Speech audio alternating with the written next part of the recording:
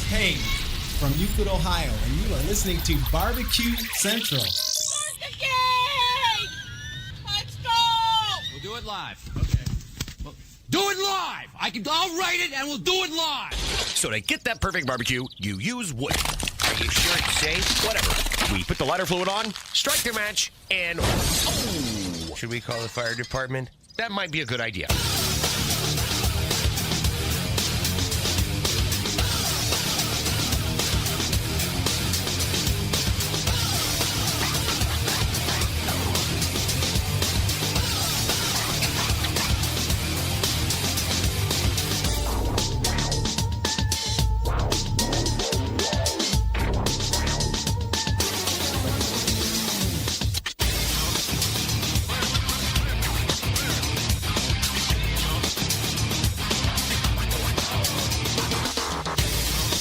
Hey, good evening, and welcome to the really big BBQ Central show. This is the show that talks about all things that are important to the world of barbecue and grilling. This show, originating from the Rock and Roll Hall of Fame city, Bomb City, USA, Cleveland, Ohio, the barbecue capital of the North Coast. I am your program host, Greg Rempe. Happy to have you aboard here on your Tuesday evenings, the live fire fun and frivolity show. If you would like to get in contact with the show this evening, or you would like to follow the show during off-show hours, here's how you do all that. You can get in touch with the show by sending an email to Greg at BBQCentralShow.com. Follow us on all the social media channels at BBQ Central Show. And be sure to subscribe to the show podcast feed on your favorite podcast platform. Anything else you want to find out about the show can be found at the main website, thebbqcentralshow.com. And here's what's happening in case you get the newsletter coming up in about 12 minutes from now. Somebody that you will see next week, the longest-running embedded correspondent, hailing, of course, from the great state of Texas, who is shivering in their boots because it is so cold, and perhaps an inch of snow was dropped. Oh, heaven forbid, an inch of snow. Who also is the host of his own podcast, the Baseball and BBQ podcast, or barbecue, depending on how you say it. He is also a BBQ Central Show's guest Hall of Famer. It is our pal Doug Scheiding pulling an extra week of duty after spending week, or this past weekend down in, is it Mississippi? I think it's Mississippi, at the Shed Barbecue event. There was also, I guess, what was the National Barbecue Association's annual conference. The Awards of Excellence. Doug has a line of 3 rubs that he's currently out. Very proud of selling highly awarded rubs. Not only is he a world championship pitmaster, but those rubs doing pretty well themselves on their own or as a trio. So we'll get to Doug and see how the rubs fared in competition, what his takeaways were for the weekend, and all that fun stuff. And then we'll move to 35 past the first hour, where we find our pal, the business expert of the BBQ Central show and of the live fire industry in general, Wes Wright from CookoutNews.com. So the last time Wes was on, Weber making big news. This time in January, as Wes is on, as we get ready to close the month of January, Weber making big news. Also, Traeger making some big news. Also, some other big news as well, some other manufacturers. New year, new grills, and we're going to talk all about it, especially after getting a little bit of a insight from our pal Meathead over at AmazingRibs.com as he was at that release party last week in Chicago. If you missed the show, go back to the second hour's podcast feed from the 14th. And check out Meathead talking all about it. And then we will move to the second hour, where you will find the first of 4 quarterly visits from our pal over at hardcorecarnivore.com and JessPriles.com, the aforementioned Jess Priles. Something new to mention, if you're not following her on social media, it might be breaking news to you, but it's not breaking news. Not breaking news to most of us that follow her. There's also a trip that she recently took last month that I would like to get a recap on because it's one of Sam the Cooking Guy's favorite place. So would like to do a bit of a compare contrast as far as that's concerned. And then we'll also talk about the ever popular, never fading in controversy, the post that if you make it will easily be the most engaged post you ever make in your entire social media life, the washing of chicken and if you should do it or not. I thought we were through this by now, but in 2025, we are the opposite of through this by now, and I'm shocked and appalled. Don't forget you can follow me socially, Instagram, Twitter, TikTok, Snapchat, LinkedIn, all at the handle at BBQ Central Show. We say good evening to those of you watching tonight through one of our video streaming platforms. You can go to facebook.com/BBQ Central Show or twitter.com/BBQ Central Show. Alternatively, you can watch on YouTube, which is youtube.com/@BBQ Central Show, where we have a new YouTube poll question of the week, and we're asking everybody this, including all guests. Should the term embargoed be removed from public relation language? And currently 75% of you are saying yes. Hopefully my impromptu rant on embargoed last week isn't coloring your thoughts on if it should be removed from the PR lexicon or not. 75% of you think it should. Results from the poll last week, have you ever eaten bison? 70% of you said yes, you have. And we are going to start here tonight. Look, at this point, it's a foregone conclusion that when Robert Moss is on the show, he's going to make us all smarter, if not a lot smarter, than when he leaves the segment that he started. I got a load of emails in reaction to a segment last week when we talked about the disappearing of restaurant reviews across the country. Now, I don't recall the last time I searched for a review from a quote-unquote critic.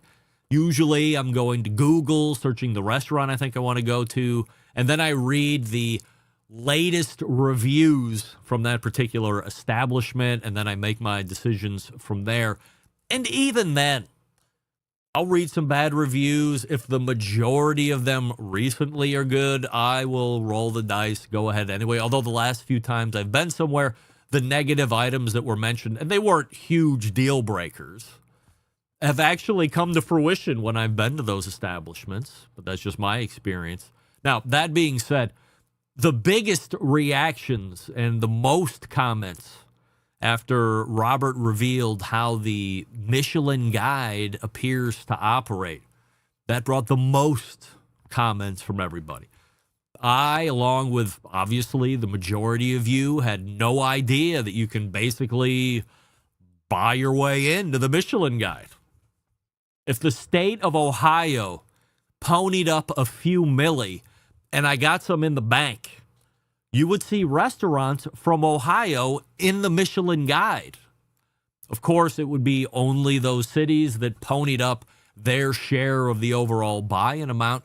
But I have deep coffers with the show. Maybe I can get a Michelin star about how you want to listen to this Ohio/Cleveland-based live fire grilling internet show /podcast. Look, I'll be honest. I didn't really know much about the whole Michelin star rating system anyway, or how one got a 1-star, 2-star, or 3-star review. I didn't even know there were 3 stars. I thought there were actually more than 3 stars, but it appears that 3 is the top rating. After the segment last week with Dr. Moss, whatever perceived value I might have placed on that Michelin star has certainly gone away. Now, that's not to say that those who received the awards aren't good at their profession. Certainly they are. But knowing you can buy your way into something like this certainly cheapens it, in my view, to a degree. Or in other words, prior to a state paying out to Michelin, their experts weren't racing to states like Florida or Georgia or Texas.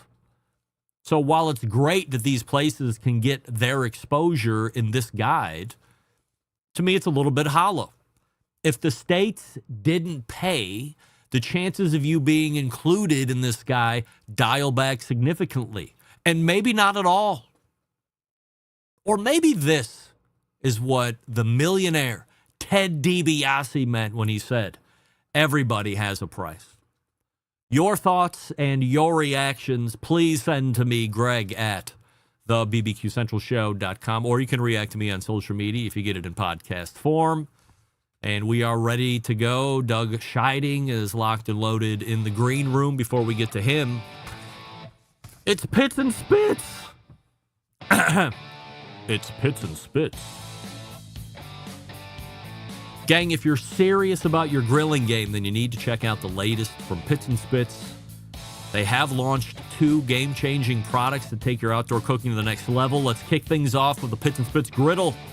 The gas griddle combines the power of a traditional grill with the versatile of a flat-top griddle. Engineered with precision, crafted from top-quality materials, the versatile griddle is set to revolutionize your outdoor cooking experience.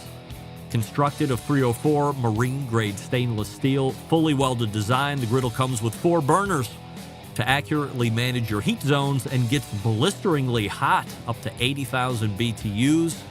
Made with that Pits and Spits signature quality, the griddle designed to last for generations. Now, for those of you building your ultimate outdoor kitchen, you have to check out that built-in grill. Designed for discerning grill masters who demand top-tier performance, this grill, the centerpiece for any serious outdoor kitchen.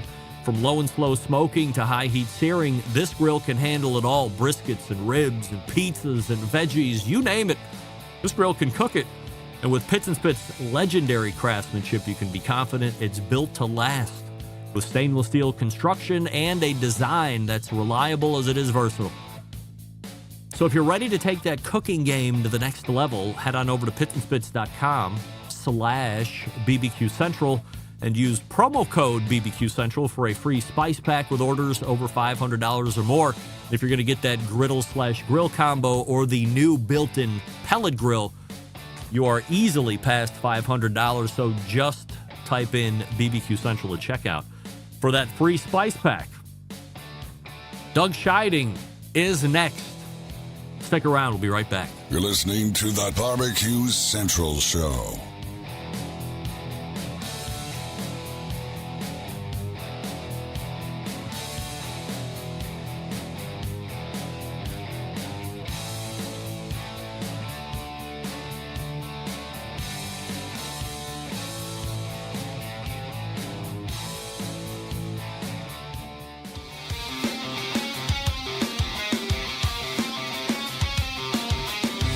Broadcasting live from the BBQ Central Show studios in Cleveland, Ohio. You're listening to the BBQ Central Show. Once again, here's your host, Greg Rempe. Welcome back. This portion of the show is being brought to you by Fireboard, makers of the Fireboard 2, Fireboard Pro, Fireboard Spark, Fireboard Beacon, and the new wireless Fireboard Pulse. When you use the Fireboard app, you have total access to all devices anywhere in the world. Find out more by visiting fireboard.com or call 816-945-2232. My first guest tonight, someone you hear pitch in on this show the fourth Tuesday of every month in the second hour during the Embedded Correspondence segment. He is the longest-running embedded correspondent from Texas. He is also a highly accomplished competition cook, world champion, I might add, and a contractor for Traeger grills. You see him pull solo segments on the show from time to time, talking about such subjects as social media growth, the launch of his rub line, and more. Tonight, we will be talking to him about this past weekend's run down to the shed, where it also appears there was a 2025 NBBQA annual conference, racing to the hotline and welcoming our pal Doug Scheiding back to the show. Doug, we have a YouTube poll question of the week that we're asking everybody, including all guests, before we get into the tomfoolery and hijinks of Mississippi. Should the term embargoed be removed from PR language, yes or no? Yes. 86% of the YouTube voting public agreeing with you and agreeing with me that indeed it should be removed from PR language. All right, Doug, your thoughts before we talk about the Shed event and Awards of Excellence and all this other stuff. Your thoughts on the new Traeger Woodbridge? Yeah, Woodridge. So Didn't I say that? Yeah, you did. I thought you might have slid a B in there. Woodridge, I said. Woodridge. So it for an entry level pellet cooker, it is built like a tank. Love the new redesign of the. Actually, it seems like a minor thing, but the lower pellet hopper is actually very nice for storing things because the other ones are a little higher. It has the Wi-Fi capability. Heck, even on the low-end machine, you can get the induction on it if you want as well. And the second shelf, it drives me crazy when pellet grills don't have a usable second shelf. And, it's only a rib width in depth, and this one's actually pretty good. So you can probably get it's probably 4 briskets on this thing, so it's actually pretty good size. All things considered, was this the least anticipated or hyped and or otherwise introduction of something new from Traeger since Jeremy took the reins? Yeah, it was very interesting how they did it in terms of, they had this big announcements that's coming out, and then Daniel Vaughn comes on your show and he's like, well, I can buy one now at Ace Hardware and Home Depot. And so I immediately Googled and I'm like, oh, he's right. There it is. Yeah. So I was actually an alpha tester for this back in January, February. So I've had it for a long time. So it was a long time coming as far as I was concerned. Let's talk last weekend, a few different topics to discuss, of course. And the one I'm going to lead with is how NBBQA couples in with all of this. So just to set a little bit of a stage, for as long as I've ever known or been around NBBQA, they have had a big annual conference, usually called IM Barbecue, and whatever year you're in. It's been in Fort Worth. It's been a number of other places. I think it was in Nashville one year. It was up in Louisville. Kansas City, maybe. Kansas City, yeah, something like that. So it had traveled around, made some circuit loops, if you will. Always seemed to find its way back to Fort Worth. And last year, I had Cal Phelps on, who now privately owns NBBQA out of its nonprofit center, as it had operated for as long as I had known it until Cal and his wife bought it. They had some type of big event out in Florida somewhere. He wasn't overly ecstatic about the venue, looking in the rearview mirror after the whole thing transpired. And then all of a sudden I hear there's going to be a mini NBBQA conference from a few folks that were also going to be attending the big event down in the Shed. Now, the Shed always has, or they have had this event for a number of years where it's, I don't know if it's a barbecue contest, but it's definitely a big steak cooking contest. They call it the Showdown. Yeah, Shed Showdown. Yeah. It's a big steak cooking contest. Yeah. You have that drink Bloody Mary contest that they've had. The Bloody down there. Mary. The whole thing. I mean, you know me and Bloody Marys, especially down at the Shed.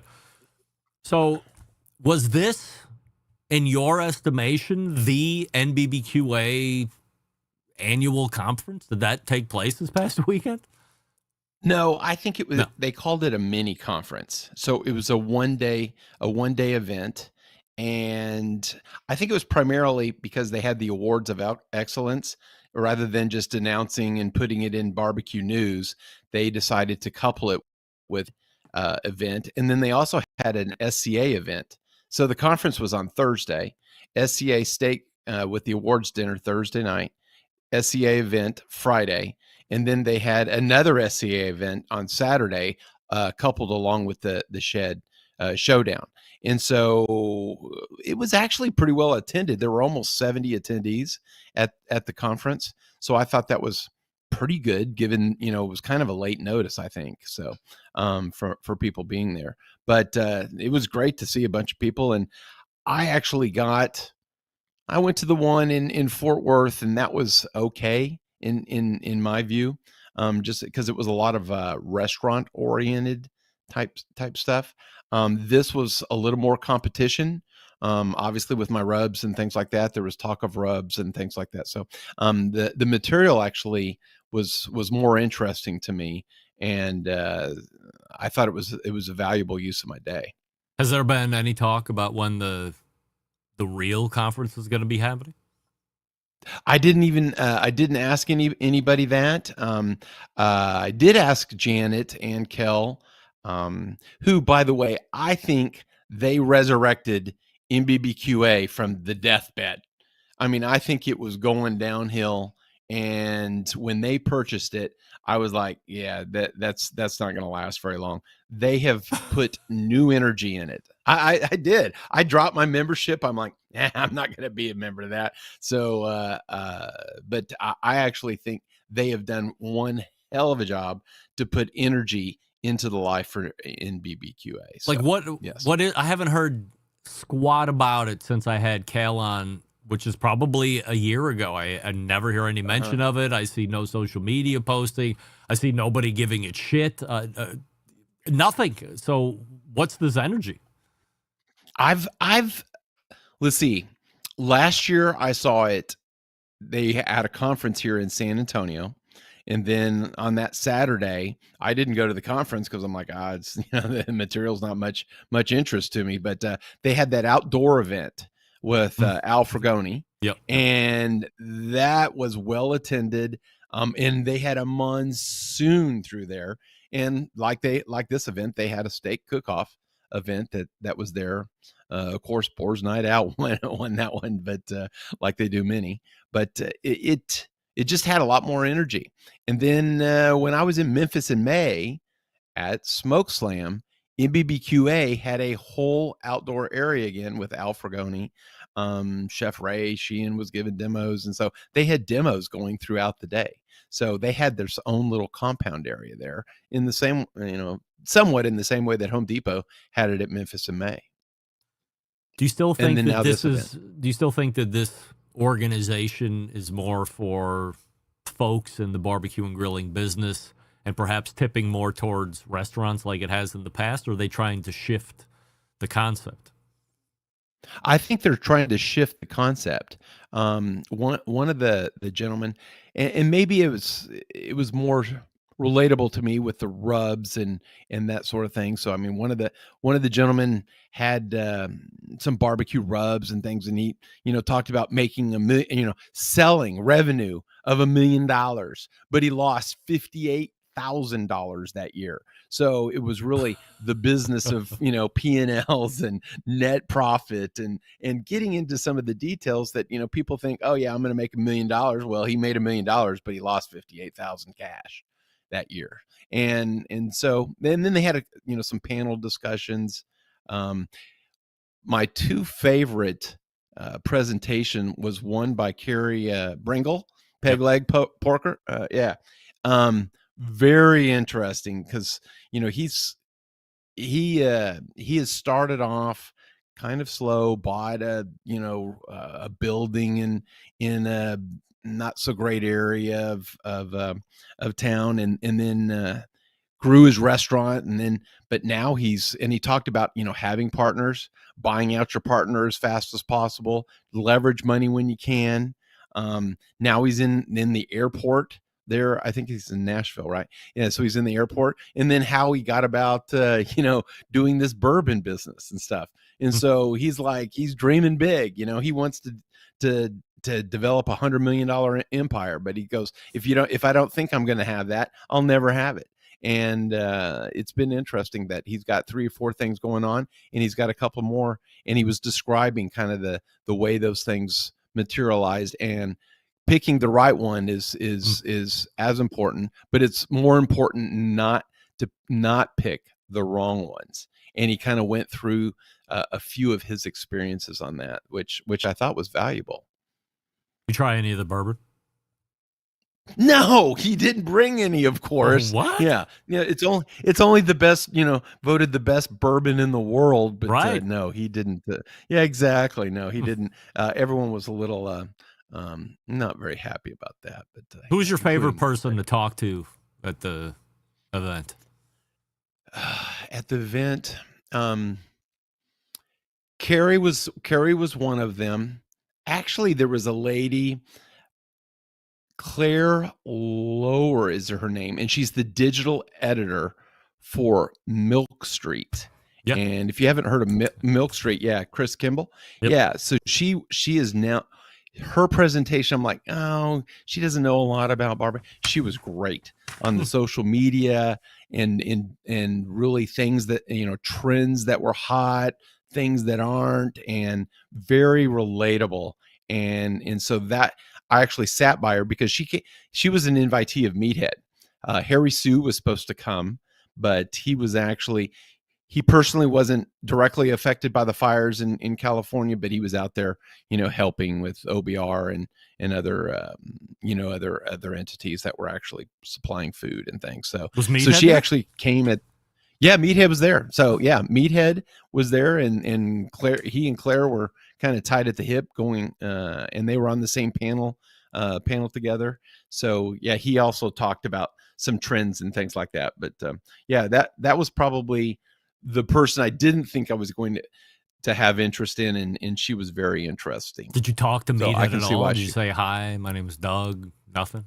You get a word? Oh with yeah, him? no. Okay. No, I sat next to him and had some talks with him. Yes, absolutely. So he didn't hang out late at night. That's all I'll say. Yeah. So Who did you see you didn't expect to see? I saw. You've heard of Black's Barbecue, correct? Sure. Here in Texas, Yep. It's one. I think it's the One of the best? longest family owned. Yeah, it's one of the best. It's in Lockhart, etc. Barrett and Kent Black were there, and you may have remembered. Did them you cook with them? from the? No, I cooked right next to them. Oh yeah. At the stockyards, right? Yeah, Yes, yeah. So they were right there, and they did the beef ribs one night. So and now Barrett is on. I'm like, Barrett, you're in my house almost every week because he's on this show called Taste with Tangi Patton, and so they're a sponsor of it, and so yeah, I was surprised actually to see them there. I was like, whoa, they're there. So yeah, very nice. Kent remember me, and we had a good conversation actually about barbecue and baseball. Kent's a big Astros fan. Awards of excellence. Yes, of sir. Of course, this is why you're going Yes, sir. down there. As everybody remembers, Doug has a fairly new line of rubs that are out on the market and doing very well.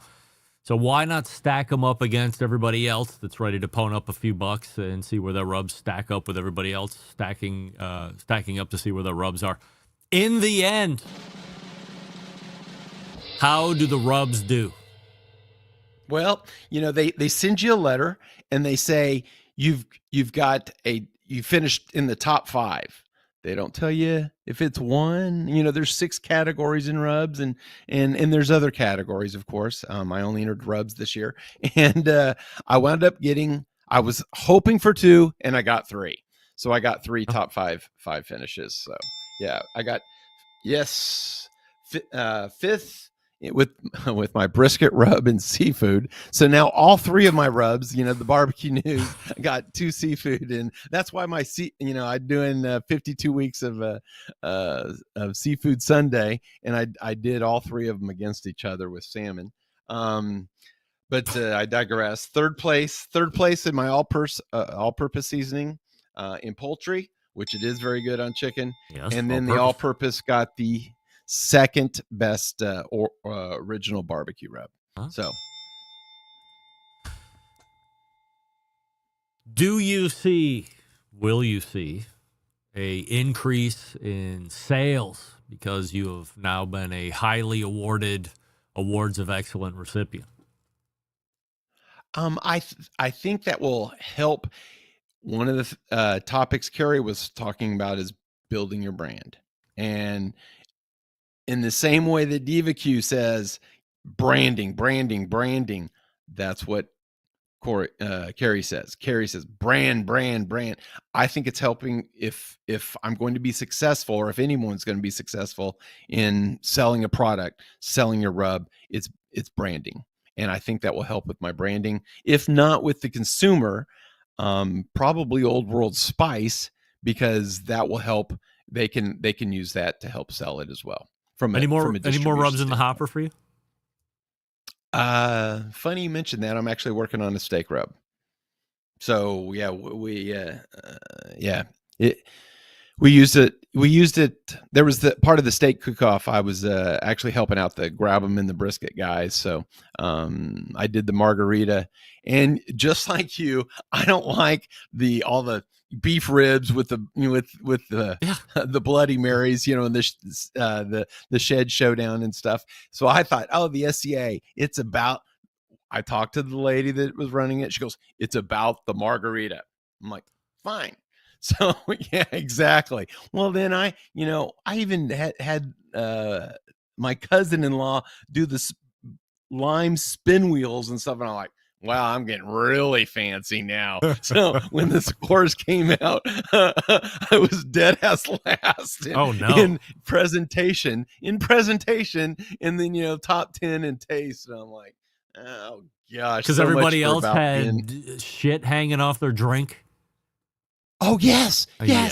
Come on, just off the rim. It had to be edible. But they had all this stuff hanging off, and I'm like, and in fact, I walked up and I'm like, oh geez, I don't want to turn in behind him. Actually, I was turning in behind Craig Carter of Aces Wild, who's a hell of a steak cook-off, and also has Wicked Pig and some good rubs and stuff. And so yeah, I was walking in, I'm like, oh my gosh, look at that! I don't want to even be on the same table as him. They say every time, they say, even when they were doing Bloody Mary, well, it's really about how good the Bloody Mary is. But it appears that the appearance score must weight very heavily over what the drink quality is. Unfortunately, that's correct. At the San Antonio Rodeo, which is this weekend, here obviously in San Antonio. So last year I got 5th in margarita, so that's why I thought I'd probably do pretty well in there. But so 5 turn-ins Friday and 3, the normal 3 on Saturday. So be looking forward to that. So. All right. Well, I was going to ask you what might be coming up this week, because obviously you'll be back next Tuesday to do embedded correspondence. So if you're going to be in San Antonio and you like to hit up the rodeo, maybe you can see Doug out there capturing another grand championship. Doug, good luck. You came here on a Tuesday, which means you're definitely going to be winning over the course of next weekend. That's just how Show Karma works. So, I mean, I don't even know if you need to show up anymore. You can just mail it in. Karma. Yeah, mail it in. Definitely great. A winner here. So, Doug, always appreciate the time, and we will see you next week. Absolutely. Thank you. And I'll take all the help I can get. That's right. Good luck. It's Doug Scheiding right there, our pal from rowcookers.com. If you're interested in finding where those rubs are located, or you want to buy them right off his website, rowcookers.com. And we wish him good luck at this coming weekend's San Antonio Rodeo Barbecue Cook-Off. Wes Wright, ready to go. Yes, sir. Before we visit with Wes, we will talk to you about Schwenk Grills. Gang, what do we know about the Schwenk? Highly portable. Tailgate season isn't over. Even though college football is over and done with, we still have a few more weeks left of NFL football. And then, if you want to just go outside and pretend you're tailgating somewhere, maybe you like to tailgate as you're on your way to a basketball game. Now, you might be saying, well, I can't take that grill inside. Well, of course not. But you can go to the parking garages, pull out the Schwenk grill, hook up the propane bottle, and away you go. Little tailgate in the garage or out in a surface lot, wherever's most safe and most legal. You check what's legal and what isn't. Do your own due diligence. I'm just telling you right now, it's an option because it's highly portable. Not only is it a steak cooker, you can do delicate stuff. You can do creme brulee if you want. Everything in between. It's the way to go. Schwenkgrills.com. That's SCHWANK, Schwenkgrills.com. All the best steakhouses in the country are using them. Morton's, Del Frisco's, Cut 432. You name them, they're using them. And it's not they're also using infrared burner technology. They're using Schwank Grill's infrared burner technology. Wes Wright after this. Stick around. We'll be right back. You're listening to the Barbecue Central Show.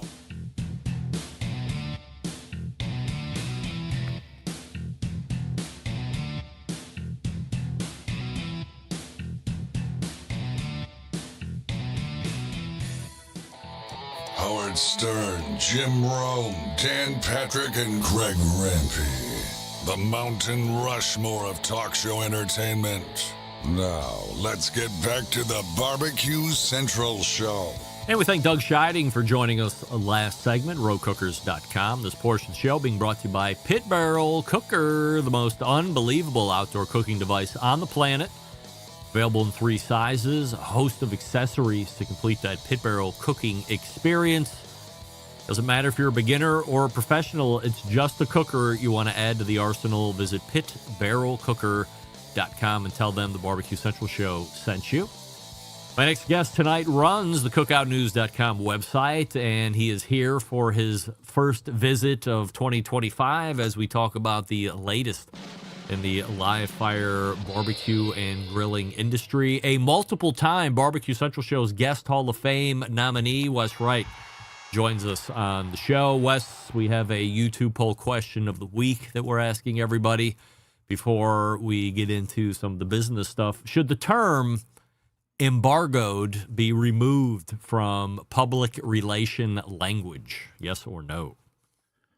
I'm going to go with yes. I think it's kind of a silly term. I get it a lot, obviously, and yeah, it's silly. 77% of the YouTube voting public agreeing with you and me that is a term that needs to be dropped from the PR lexicon, ASAFP. I hate it. I mean, as soon as I see an email that has the term embargoed, delete. I won't even read the rest of it. As soon as it says embargoed, it's deleted. I will fully embargo it and just forget about it going forward. So we started with this topic last month because it was big news, which was Weber and Blackstone, and we lead this month with Weber. Let's start with the business side that carries over from December. Any news on the Blackstone and Weber merger being finalized? Do we have dates or anything like that? I haven't heard anything yet. I still think it's pretty early in the year. They obviously have to figure some stuff out between the two companies, but they also need, it's big enough that they'll need like legal regulatory approval too. So, I think my guess is we'll hear an update as it gets closer, but I wouldn't expect it for another couple months probably. Last week, in a surprise visit, Meathead had shown up just fresh off of an unveiling somewhere in Illinois where Weber is, and they showed smoke and the griddle and the other item that I can't remember right off the top of my head, and the Genesis or the Spirit gas grill. Yeah. And he had mentioned that he thought that while Roger Daly was going to be taking over CEO, where the real rubber meeting the road is whoever is going to be president of said company. Do we know who the president is going to be, or is Roger going to be both CEO and president? I don't think they have a separate president. I thought they just have a CEO role because the guy, Alan Matula, I believe is his name, the guy that's doing it now, he's retiring and he's the top guy. So if Roger's taking over, that makes him the top guy as far as I'm concerned. Last week, as I had mentioned, Meathead talks about what Weber unveils. First, the refreshed Spirit gas grill, their lower level line of gas grills. What do we like about it? Yeah, they actually added quite a few cool features to that grill. That's their entry level, I'll call it that. It's nice, but it's their cheapest grill, and they have the Genesis above that. And then the Summit is their premium grill. They restyled it, of course, but then some of the cool features they added, there's a new ignition on it where it seems like a lot of the industry for gas grills, they're moving to, Weber calls it Snapjet, but other companies call it something else, where rather than igniting the whole burner with your igniter, it ignites like almost like a little flamethrower that then ignites the burners. So that's a nice addition for easier starts and just twist and start rather than pressing like a battery button. And then also they added, I think they call them power booster burners, which actually Weber rolled out on their Q Plus that came out, I want to say last year, where you can turn the knob. There's like, you can turn it up to 11, if you will. You turn it like past high into this other region where it's on some of the burners has it, where it's another burner that adds more power for searing. So those are pretty cool features for, their entry level model. Is this different than that sear burner that was on some of the Genesis models then, or was this brought down to the Spirit model? I didn't think this. I don't know. Maybe I'm wrong. I don't remember what's on the Genesis, but I don't remember them having that. There was like a one smaller additional burner that sat in between two, like on the right side. So if you wanted additional heat, is this different? I think it's a little different because that they had like a separate sear zone, right? Just like one little section. Yep. This, on like a 3-burner grill, 2 of them have an extra burner. So, I think it's more burners with more power. Could they ditch the Genesis line and be competitive, or do they need to have a entry level Weber grill of some sort? I think a lot of grill companies go with that good, better, best model where, that 3-tier. I think where it gets complicated though is when you get to some of the upper tiers of like the Spirit grill versus the lower tiers of the Genesis, then it gets kind of goofy.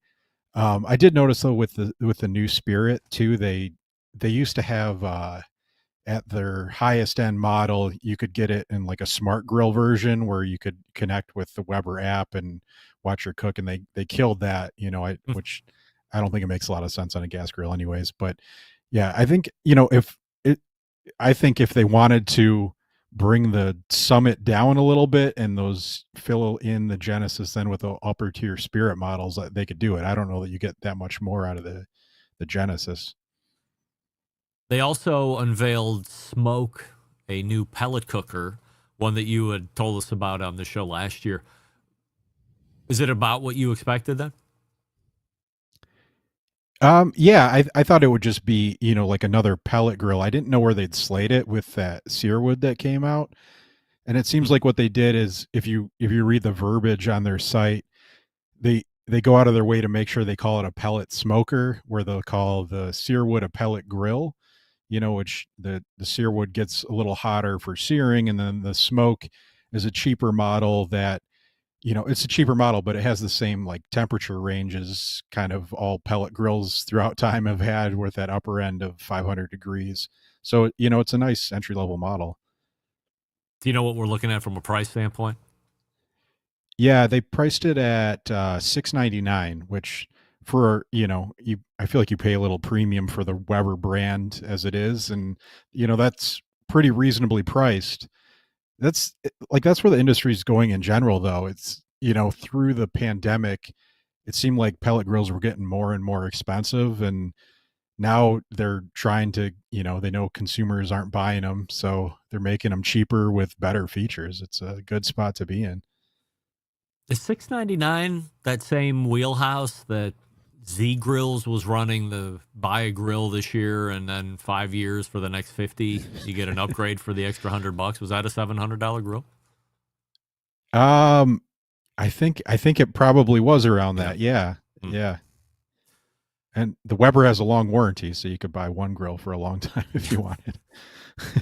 Griddle wise, they also brought out a slate, but I thought slate was something that had already existed for the better part of a year. Yeah, it has. It's kind of their, griddle history as they came out with that one that was like a Genesis basically with the griddle top, but then they came out with the slate last year, which has their the already seasoned griddle top, and they did come out with that. They announced it as like a new grill for this year, but it's really just a 3-burner model. It's not, anything that exciting compared to what they already had. I did get a 22-inch portable Weber slate grill that runs on the 1-pound bottles. yeah. I assume there's some type of a conversion I get to run it off a 20-pound or two. And that has the already seasoned griddle top on it. Haven't cooked on it yet because it's freaking cold, but I think I can move it in my house, put it under my hood. Is that safe? Like, should I do that? Is that all right? I don't know if I should be commenting on fire safety. Would but you do that? I probably not, but you I can feel tell like me about how it Like goes. it can fit on my stove. I have a 36-inch wide stove. I have Yeah. like a commercial hood.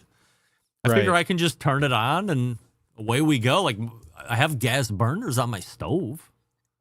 Yeah, I mean, I got, you make a valid point that it seems similar. I'd make sure your carbon monoxide detector has good batteries in it and, Away we maybe go. keep the wife and kids away while you try it. Have you heard anything about the already seasoned griddle top? Like now that it is out in consumers' hands, are you hearing anything about it one way or the other? No, I don't, I've never used one. I've seen one and like played with it, but, at a store, so I didn't even light it. But I haven't heard anyone, what their thoughts are. I think it's a cool idea because that is a pain when you buy, a new griddle is having to keep it seasoned. But no, have you said you just got yours. How does it seem, just from your And interaction it looked so pretty nice. I was all Yeah. black, so when I originally got my Blackstone and went through the burning process, it looked like steel. And then after I get through the burning process, I mean, obviously still looks like steel, but it was a nice black patina on it. And that's, I guess, when you Yeah. know you've really seasoned it properly, but you don't want to over season it. So having something or having a process that doesn't make you go through that whole, I mean, that's kind of a waste, right? I mean, that's the one thing that kind of sucks about getting a griddle is you got to go through that burning process. You just suck it up. You're going to have to do it in a way you go, Yeah. but it is a waste. So not having to do that, I'm going to put it to use next weekend, whether I want to or not from a temperature standpoint, because I got somebody coming home for a visit and they want smash burgers, and the griddle makes great smash burgers. So we're going to put it right to use, probably cook a lot of bacon on it too. So I'll be able to give you some better feedback in February when we circle back up. But I didn't know if you had heard, because I haven't heard anything Yeah. from anybody going, it's great or it's horrible or it's okay. Just nothing.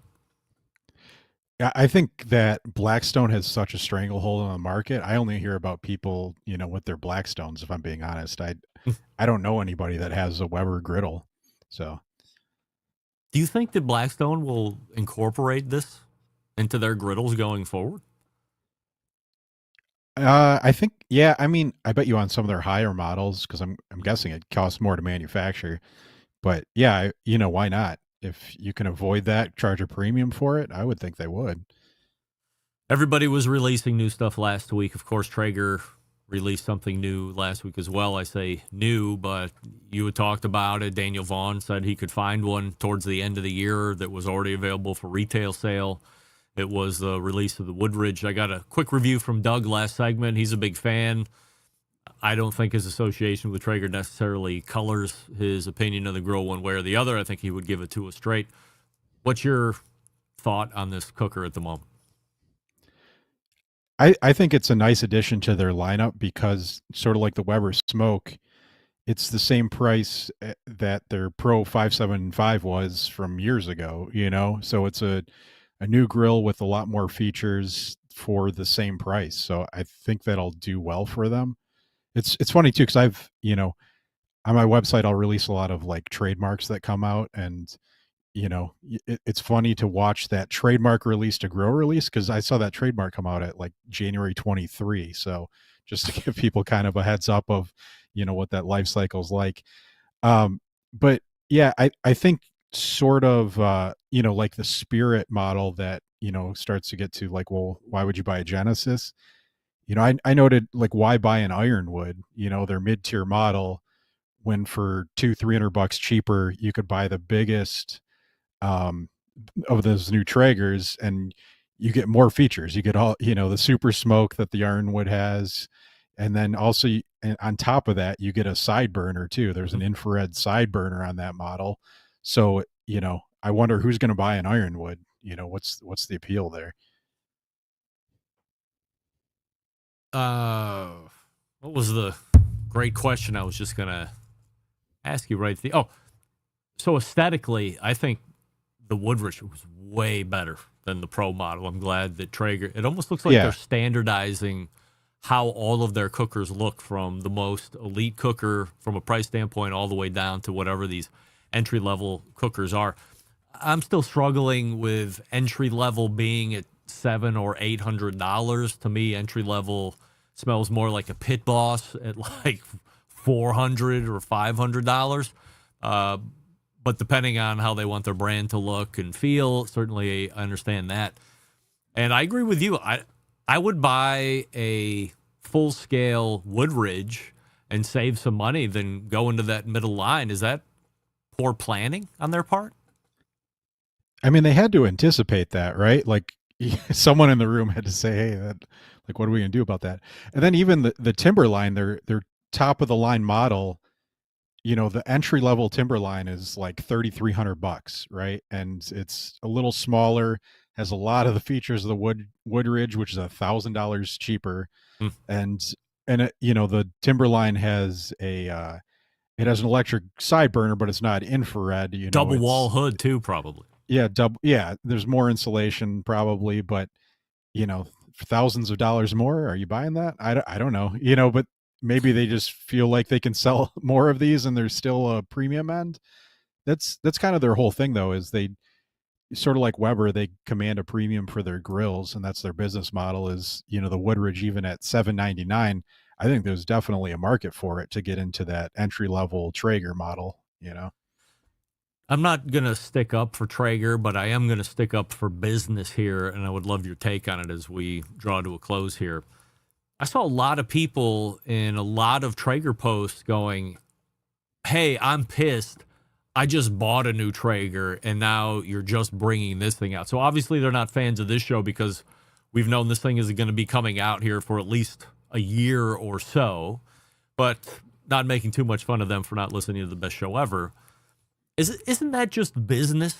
Like, you're going to go out and buy something, you have to commit and buy it, and then really don't look back or even don't look left or right, because in a week or 3 months from now, something new could be coming down the pike, or whatever you just bought discontinued and now the latest model is out. That's just the way business is, right?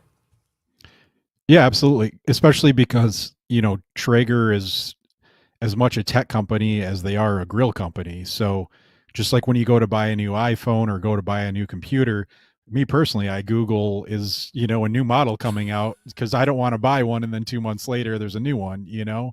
So I guess, yeah, that's just part of the game. There's nothing Traeger can do. They're not just going to stop selling grills for 6 months, and, you know, that wouldn't make sense. And I guess for those people, you got to, you know, listen to your show or read my website, and you would have been steered clear of that.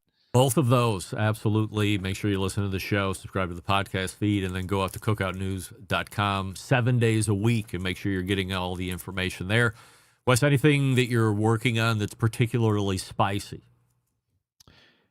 A lot more grill releases. There's a new Pit Boss coming out soon that I really like. Yeah, there's a lot of stuff coming out still, so stay tuned for that. All right, Wes, always appreciate the time, and we'll see you in February. Thanks, Greg. It's Wes Wright. His website, of course, cookoutnews.com, and you can read all of his writings right there. Be the first to know when he has found a new patent filing. And as he said, all the way back 2 years ago, in January of 2023, he was seeing patent filings for the Woodridge. And 2 years later, here in January 2025, it's being released, although it seemed like it was being released last year at one point. Maybe that was being talked about being released. It didn't end up happening. Anyway, that's our pal Wes Wright. And again, his website is cookoutnews.com, or you can follow him on social media at Cookout News, depending on what platform you like. He's on all of them.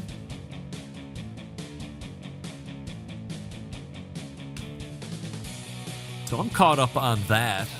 Oh, I did see a message coming in from Jeff Cohen of the Baseball and Barbecue podcast, or BBQ, depending on how you say it. Is it cold in the Rock and Roll Hall of Fame city? Hey, everybody, can I trouble you for a Hoya? Oh, yeah, it's cold. I don't remember the last time I wore a sweater on the show. Maybe never. You can't see it, but just off to the left of me, there is a little mini tower heater as well. Because it is freaking cold. We're going into the ambient negatives starting at 1 a.m. By 4 a.m., it will be -8 or -10 ambient temperature.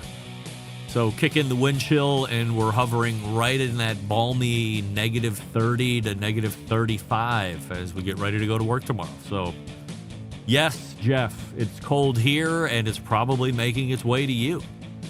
So break out your sweater to stay warm. And no Dickie Dead, sorry. All right, we are back to wrap the first hour. Stick around. We'll be right back.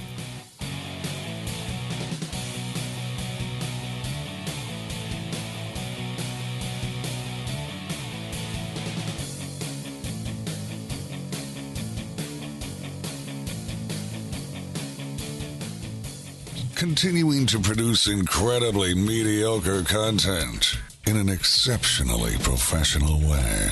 You're listening and watching the Barbecue Central Show. Once again, here's your host, Greg Rempe. Thanks to Wes Wright for joining us last segment. Cookoutnews.com. We got a few minutes. Every once in a while, I'll start doom scrolling through the Instagrams. Not much else. And rarely am I doom scrolling through Instagram Reels, but every once in a while. And I saw an ad for custom pillows. And specifically, one that drew my attention was the ones that were being shown of what appeared to be people that had just lost pets getting a pillow of their just passed away pet. So I was inspired. I thought, better than a picture, maybe. Would anybody be interested? So I found a picture of the late, great Peanut, the great white hunter. Took advantage of what was not a deal necessarily and did this. And so I ask you, good idea or bad idea? No matter what your answer is, this has already been doled out. What I didn't take into account was the cats that we currently still have. A little put off by that. Didn't really know how to read it. Plus, it's pretty big. Speaking of one of those cats, he's right over there. So, good idea or bad idea? The subsequent YouTube poll question of the week. That's a pillow, and he looks like that on the other side too, believe it or not. I forget what the name of the company is. All the Vibe or the Vibe. Let me see. All About Vibe is the name of that company. No affiliation with my show. Again, how do you find stuff? I don't know. Something hears you on your phone and all of a sudden it shows up in your Instagram or whatever social media you like. But I did this just to be a little different. Something that can stay around. You miss Peanut being around. Here he is. It's not a real cat, but it's a real picture of that cat. I'll look forward to your feedback on that. By the way, should the term embargoed be removed from PR language? 76% of you are saying yes, it should be removed. And I agree. All right, we're back to, we are headed to the second hour. Please, it's tough to talk all of a sudden as we close out the first 60 minutes. Please refresh your libations. And we'll see you in about 35 to 40 seconds. Stick around. We'll be right back.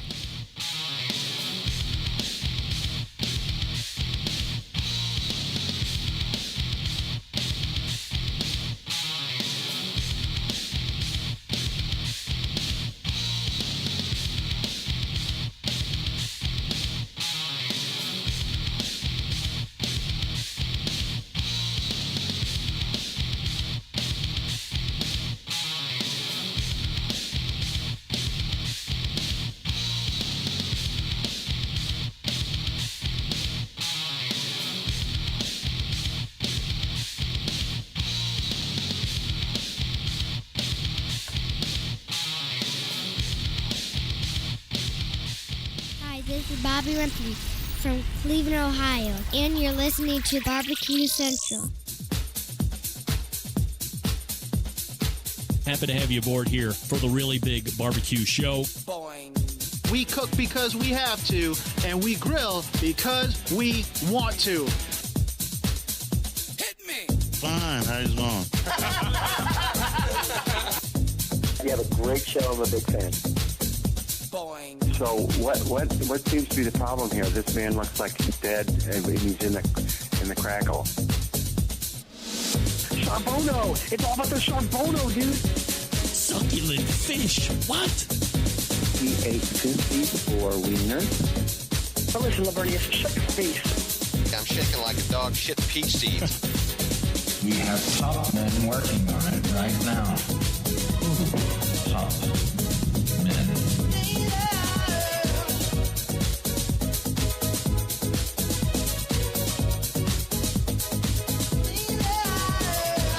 Welcome to the second hour. It is the Barbecue Central Show, where we talk about all things that are important in the world of barbecue and grilling. If you missed the first hour, you missed a conversation with Doug Scheiding. You also missed a conversation with our pal over cookoutnews.com, Wes Wright.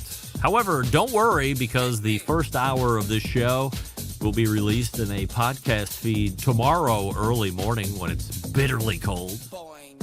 Second hour you will hear on Thursdays, and we'll talk about Friday in just one moment. This show originating from Palm City, USA, Cleveland. Still to come on the show tonight, Jess Pryles from HardcoreCarnivore.com and JessPryles.com. We say good evening to those of you watching tonight through one of our video streaming platforms. You can go to Facebook.com/BBQ Central Show to watch, or Twitter.com/BBQ Central Show to watch, or you can watch on YouTube.com/@BBQ Central Show, where we have a new YouTube poll question of the week, and we're asking everybody this, including all guests. Should the term embargoed be removed from the PR lexicon? And 72% of you now are saying yes. Are more of you in the PR world than I had anticipated? You like the term embargoed? Information embargoed until 9 a.m. on January 23rd. We'll see how it goes for the rest of the show. Coming up on the best moments of the Barbecue Central Show in 10 minutes or less this coming Friday.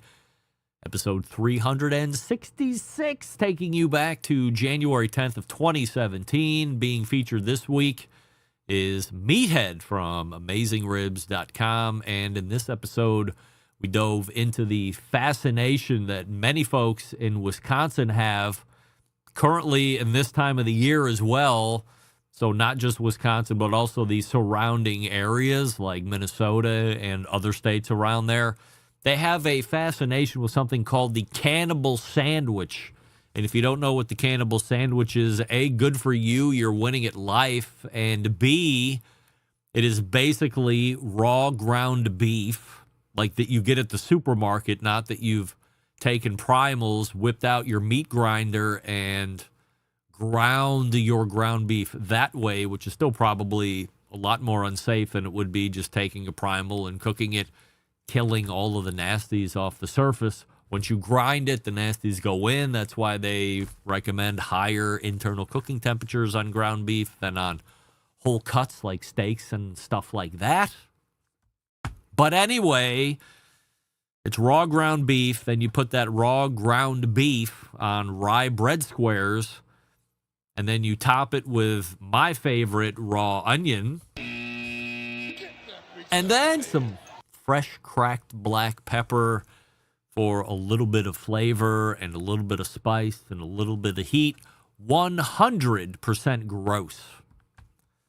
So we did talk about that topic, the safety concerns that surround it and so on. And then we even talked a little bit about the Barbecue Hall of Fame.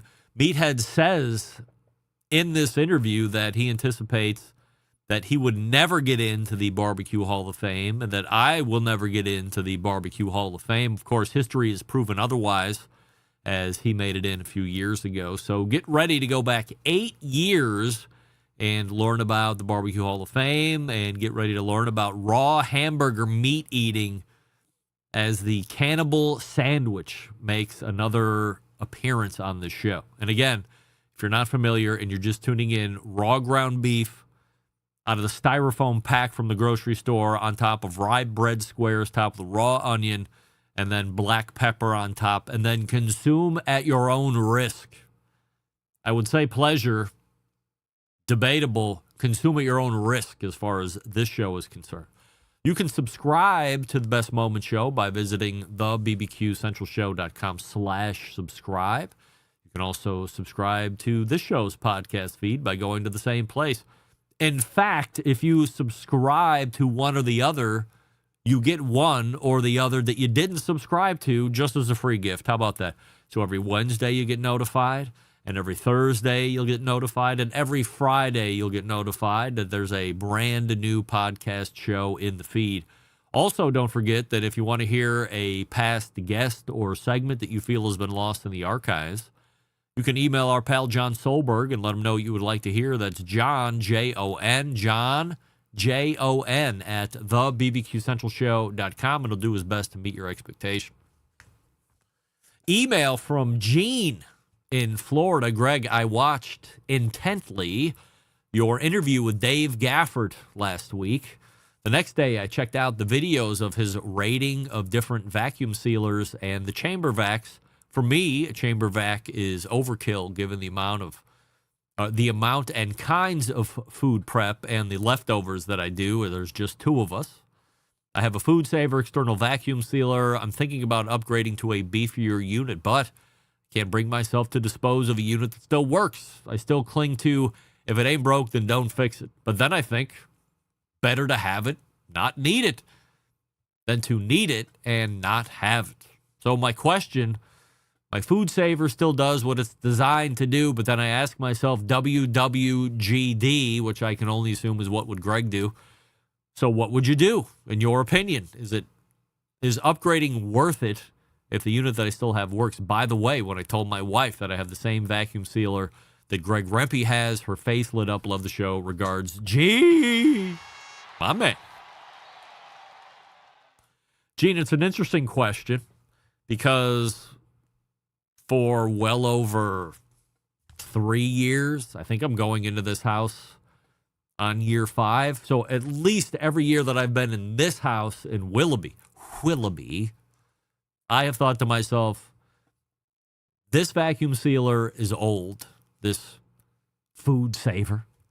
This one's old. It's going to die.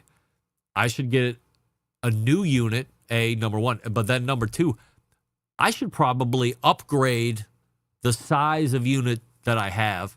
Not only that, I should look into these chamber vacuums. And then I always go no farther than that, Gene. I'm not going to lie.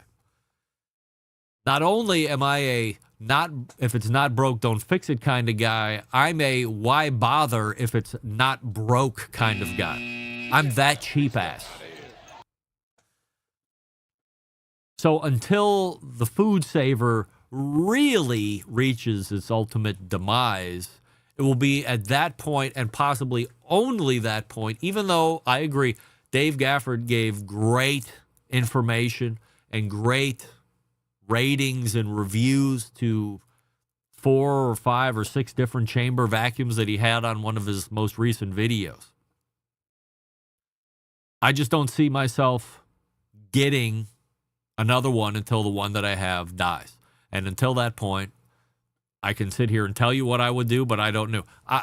I will speculate that once my Food Saver finally bites the dust, I'm going to upgrade to a chamber vacuum. We do enough food savoring around this house between leftover meat, between doing something for sous vide, things of this nature. It's not just for one thing. There's a bunch of reasons why we use a Food Saver in this house that I think a chamber sealer would do, or a chamber vac would do probably much better and much more efficiently for me. And then, Gene, if you get the chamber vac, we are not tied to the Food Saver bag, which is probably really great for Food Saver, tying the consumer back into their bags to make sure that they work properly, although I'm sure there's plenty of Me Too's on Amazon. But I'm not willing to take that risk. So I continue to buy the Food Saver bags. But the other benefit to the chamber vac is you don't have to buy the specific brand of bags. I'm sure every manufacturer makes their own line of bags from a accessory standpoint, easy money to make if you can get it. But I think in the end, Gene, that's probably what I'm going to do. And at that point, I will probably spend $600 or $700 on a chamber vac because that's probably going to be it for me. I mean, I'm 50 years old. I've gotten well into the 10-year plus time frame on the last Food Saver. I'm under the impression that the vac sealer is going to be a much more robust unit no matter where I enter into that realm. If I don't have to think about getting another food sucker of some degree until I'm in my mid-60s, I'm probably winning at life. So that's what Greg would do, Gene. And I hope that that is food for thought for you. Well, she's not here now, but I'm sure she will be by the time we get done with this read. That would be Jess Pryles in the green room. If not, I have other things to get to. Let's talk about Primo Grills. What do we love about ceramic cookers? Glad you asked. We love that they're fuel efficient. We love that you can achieve low and slow temperatures for traditional barbecue meats. We love that you can get rip-roaring hot for the high-temperature grilling of steaks and other thin cuts. But what's missing in the everyday lineup of ceramic cookers? The real ability to do true two-zone cooking.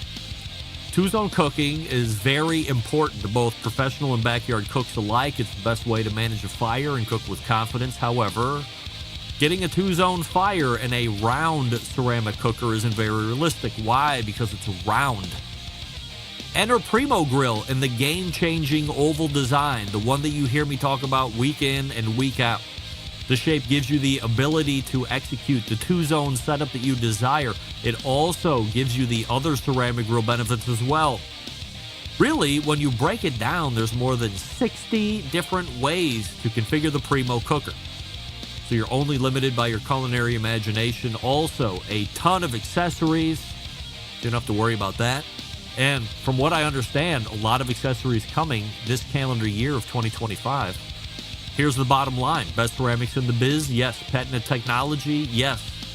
True two-zone cooking capabilities? And an oval size that will shatter your very ceramic cooking foundations? Yes and yes. Only sold through dealers, though, so you have to visit one to really fall in love with it. PrimoGrill.com for a dealer near you. Then go to that dealer in person and pick out the ceramic cooker of the oval shape that really sparks your interest. And buy up, for crying out loud. Never buy down, always buy up. PrimoGrill.com. That's PrimoGrill.com. We're back with Jess Pryles right after this. Stick around, be right back. You're listening to the Barbecue Central Show.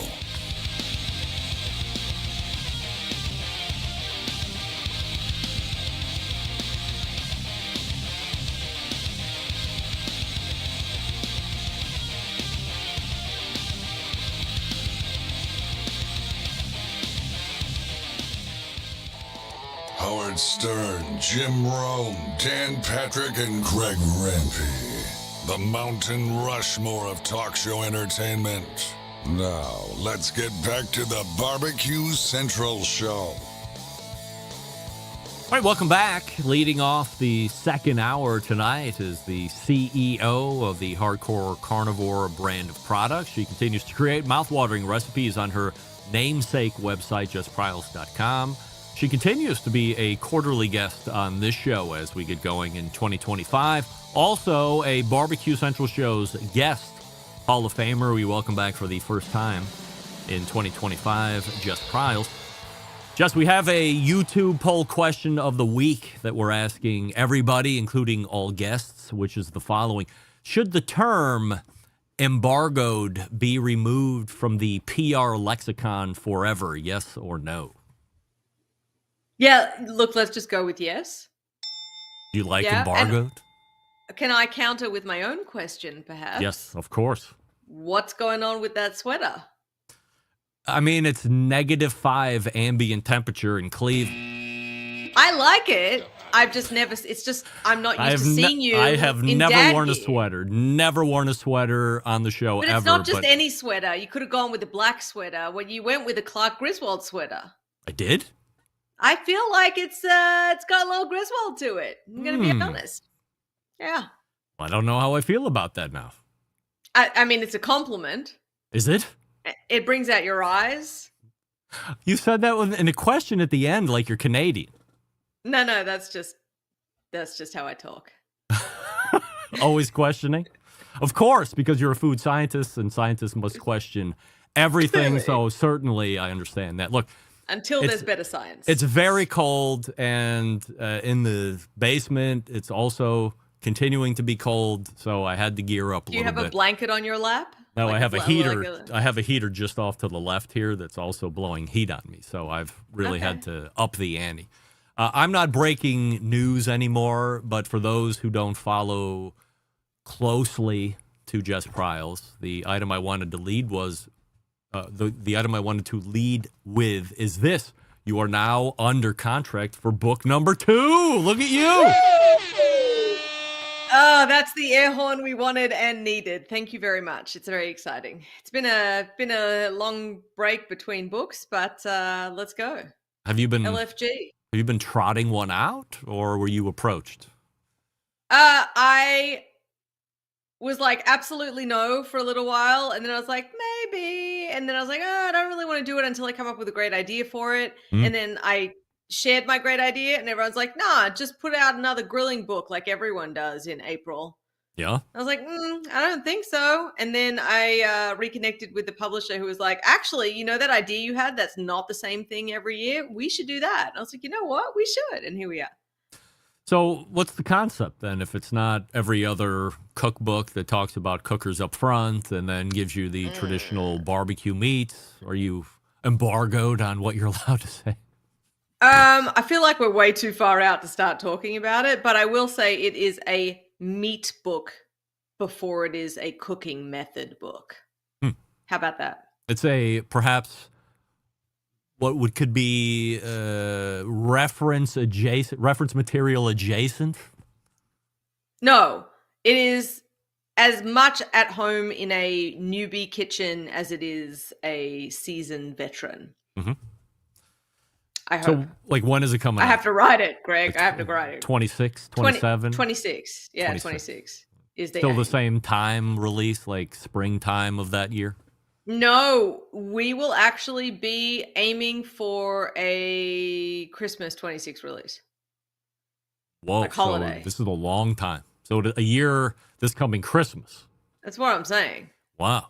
Mate, I haven't even written it yet. Come on. It's going to have 100 recipes in it. I don't Give me a break. I don't read books, so I would have no idea how long it takes to write one. So It takes quite a while. From what I And I'm writing it understand- myself. I don't have a ghostwriter or a... Oh. No, a lot of people have like people who help them write the books. I know one of the most prolific ghostwriters ever. You ever heard of Doug Scheiding? No. You ever heard of Michael Simon? Exactly. Yes. Is that That's Doug? his ghostwriter, yes. There you go. Or I don't know if he calls him a ghostwriter. It's his writing partner or whatever. But he's There on you the, Michael Simon with Doug Scheiding. Yeah. Like Daniel Vaughan helped Sam Jones write his cookbook. Like that kind of thing. But I write my own cookbooks because I'm insane. I feel like if this is something you have already mentioned, there might be chapters that are locked away in a hard drive somewhere, and it's not like you're necessarily starting from scratch. It's the trade-off. So like if I said to you, hey, I want you to start thinking about the idea for another show, you'd be like, well, I'm going to start to go down that path, but I'm not going to get too invested because, I have to be reasonable with this. So there was a concept, there was a pitch, there was a proof of concept that got worked on. And the idea is there, but I have to write it and I have to come up with 100 new recipes. So Is that part of the contract? And- like you got to come up with Oh, yeah. 100 recipes? They tell you it has to be between like 100 and 120. And like they tell you about it beforehand. They decide what kind of book it's going to be and all that kind of stuff. And actually, since my last book deal I signed in 2016. So we're 9 years after that. And now the book contracts have to have a clause in them that you're not allowed to use ChatGPT or any AI to come up with any of your text. So that was an interesting modern difference. It seems like there might be some lazy writers if they got to put that in writing, like you're writing a book. It's tempting. It's tempting. I feel like you shit all over that. Yeah, I use it sometimes for when I'm trying to write like social media posts for things, and I'm like, oh, how do I say it in the 15th way? It's got a great flavor, you know? And so you know, it can be tempting to do that, but at the end of the day, I think I got into all of this because I loved writing. Like that's why I started a blog way back when that led me into barbecue. So I am excited for it. It just a little nervous with a full workload, but very excited. Excited for you all to see it. How much time can you dedicate to a book every week? You have to. It'll be after the regular stuff is done. Yeah, exactly. There will be laptop on the couch, like doing stuff. You have to do it because not only is it obviously the recipe testing itself, there has to be a lot of text as well, and you just have to get it done. So I would rather get ahead of it now. So long everything, because your life doesn't get put on hold. You need to be able to do all the other stuff in life, like produce my normal content, go and speak at different events, run Hardcore Carnivore, blah, blah, blah. So, you know, it's a lot going on. You get a better advance this time around than the first book? Yeah. Is it still for books? Is it now still just to get it out, get the brand out, get your name out to a different audience than you might not touch otherwise versus making a lot of money like it used to be 20, 30 years ago? I mean, you have to be in a different sphere to make a lot of money off books. I've made a really nice return on my first book, but it's also, as the publisher said, the little book that could. They're like, we didn't think this would be in print for more than maybe 2 years at most, and it's 7 years later and it's still in print in 2 countries. So it just, you know, keeps picking up steam. So I think the thing is, from a PR perspective, because I know you love talking about embargoes, a book is the number one thing that will get you PR. Like that's what will get you on shows. That's what, like, people are like, oh, you've got a book coming out, let's talk. So it's interesting from that perspective as well, perhaps even more so than a TV show. And I would know. I was going to say, well, what do you think? You're a TV star now. You're a accomplished author. Which one would you choose if you had to pick one? Can I ask a question again, counter to that? Do you think, I mean, I'm an American citizen now, but sometimes, especially when I talk to you, I feel hyper Australian. Do you feel like your audience and the American audience gets that I'm actually being super sarcastic and I don't have an enormous ego? Do you think they know me? Or do you think that I'm... Do you think they know me? Do you think that they think that we're just both really up ourselves? Is that what they think? That we're both really up ourselves? Yeah. What does Is that that another mean? Australian phrase? That you have an inflated ego. You're an inflated Oh, opinion no. of yourself. Like they know. Look. Oh, wait. It's Now that short you- for I don't- up your own ass, that I you're don't up your know, own ass with delight. I don't know why up your own made me think about this. I have to get your Up expert yourself. opinion on this. You're you've been a longtime pet owner before the unfortunate passing. It's all right. So we had I got these 4 cats. And then like 2 weeks ago, we had to put the first one down. We'll get into it. And then I was like, what could I do that's not like a picture or, something a little out of the ordinary, but in a nice way to get something that's just out of the ordinary, but nice. And I got this. So I need to get your take on it. What do you think? It's a pillow. Wow. Pretty big pillow. Okay. That's peanut there. I'm just digesting. Like if Chris got you that, would it be off-putting to you to see your recently passed away pet on a pillow? Maybe? I don't know. I think my first thing would be like, You don't choose the pillows in this house. I'm in control of the decor. Yes, but it's a pet pillow. It's not decor. Yeah, I'd probably love it because we love pets, right?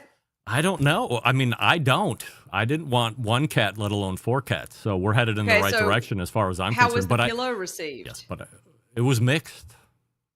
Some thought it was pretty tasteless. Some thought it had a lot of taste. It's the scale of the pillow that really was. I think that was your issue.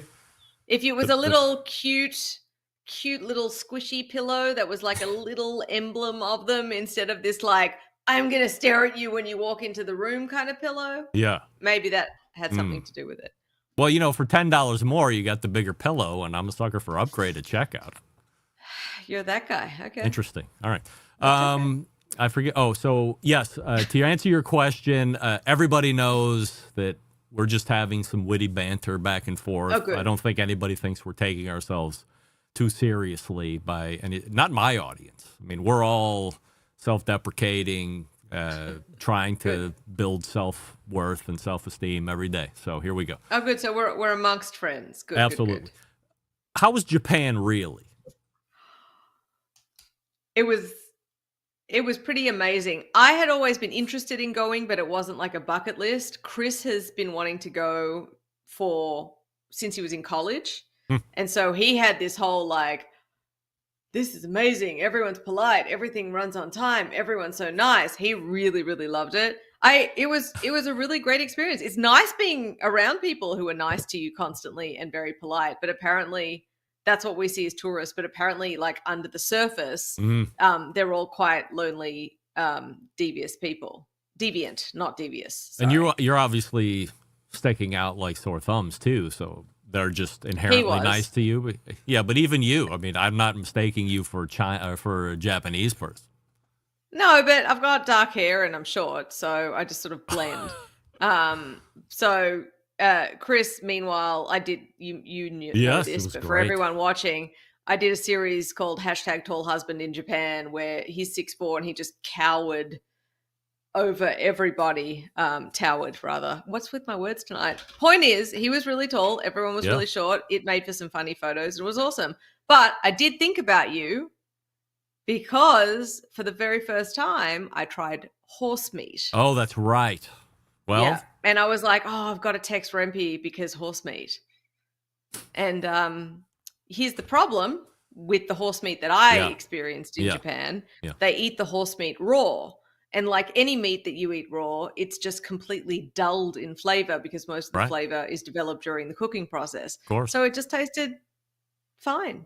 So you say you had it, but it's not, you're missing out on some kind of flavor experience. If it would have been cooked, it would have been way different. Correct. But they don't traditionally cook it. So I had it in like a sushi sort of tartare format.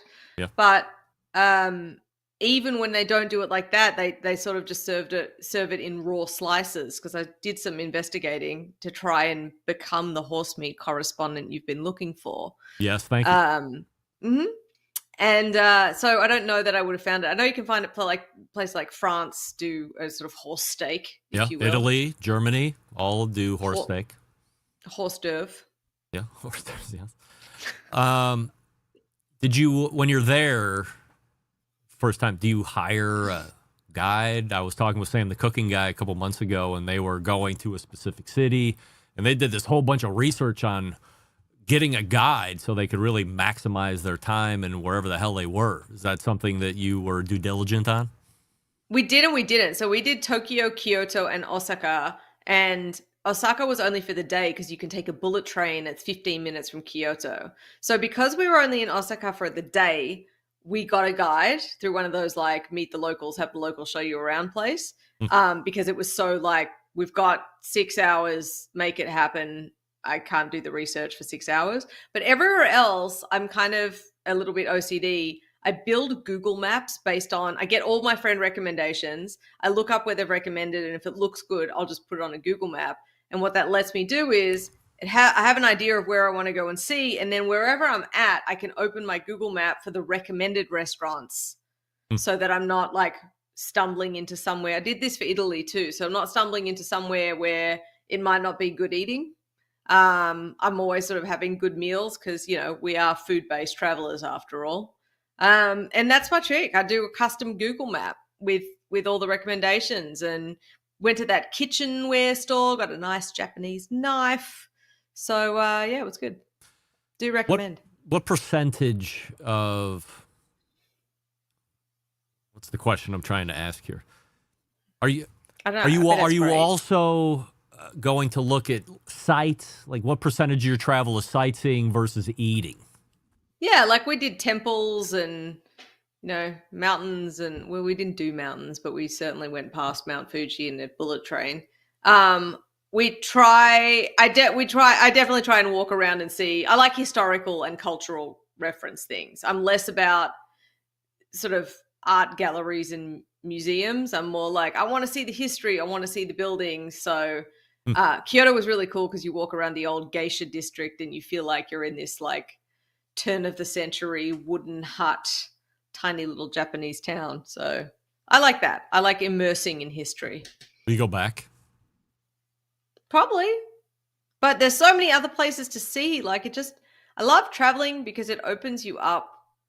It opens your mind up. It opens your experiences up. And honestly, from a culinary perspective, not to bore everyone, because that's why we're here, to get to understand all of the different types of food, to get to have the Wagyu in Japan, which was incredible and very well priced. But honestly, it's just not my favorite because it's so rich. So it's a very deluxe experience. But would I rather have even arguably a choice grade ribeye, a big fuck off choice grade ribeye, than a sliver of insanely fatty Wagyu? Yes. You? Yeah, I mean, I haven't had Japanese. That's not true. But you've had like an A5. Wagyu. Yeah. It was, it's like one of those 2-3 ounce things, and you're like, wow, that's pretty heavy now, and I don't know if I want to and you can eat just feel anymore. it. Yeah, it's a whole coating thing. When my I was gonna parents say were up for a 50th wedding anniversary thing, I did a steak tasting flight, and we did prime, we did Wagyu, and then we did A5, and it was, noticeably or progressively more mouth coating, and everybody agreed that the majority agreed that prime was the best. Yeah, and for all of the straight men who have never worn cosmetics out there that are watching, that is basically what wearing lip balm gloss feels like by the time you've finished eating all of that Wagyu. It's just this weird sensation on your lips.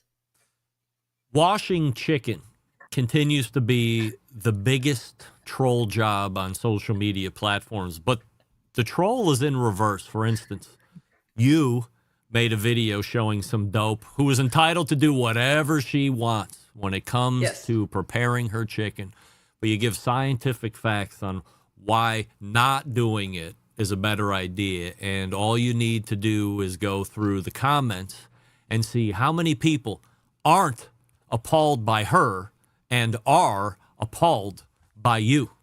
What gives? I don't know. We've lost some kind of semblance of common sense is about as good as I can get. So here's the thing. And what I've come to learn over the years is if you do that as a cultural practice because you believe it changes the texture or the flavor, like how some chefs are like, I don't know what it does, it just does it. Even if science is like, well, we can't find anything to support your argument. That's different. That's a personal preference thing. In this case, the video was that it started with, she specifically said, I'm cleaning it with lemon juice and I'm cleaning it with vinegar. And I shared a study that was done at Drexel University where they used vinegar and they used lemon juice over different times. So I think a 30-second, a 1 minute, 2 minute, 5 minute period. And all they found was that the salmonella ends up not only in the chicken, but in that acid wash that you create. So it actually just creates more of salmonella soup. So they say that you just shouldn't do it. And I was much more cautious than ever before, Greg, to try and be culturally sensitive, to finish the video with, instead of like, don't do it or something like that, it was more like, maybe this information will help you make a decision to be safer in your own kitchen, kind of thing. And yes, it was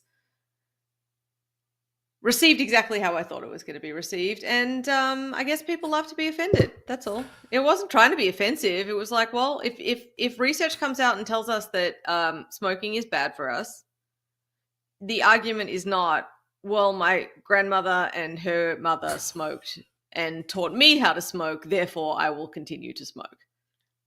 Yeah. That's how it sounds to me when I get argued on those principles. I was going to say, it just seems like there's more people that grew up in it or are being taught this is how you should prep your chicken than aren't. Mm-hmm. And no matter what we do, because I think we did this whole bit maybe 3 years ago or 4 years ago, and we have either not made any ground or, God forbid, we have lost ground in this effort. Because when I see other people do this, and it's like you're the one saying maybe decide against it, all the other ones are like, if you don't wash your chicken, you can't come in my house, kind of thing. And then in the comments, it's echo chamber of no doubt, or who wouldn't wash their chicken, or how unclean are those chicken packing things anyway? You got to wash all that stuff off. And I read every comment and I go, wow, like, how can you possibly think logically that whatever you think you're doing is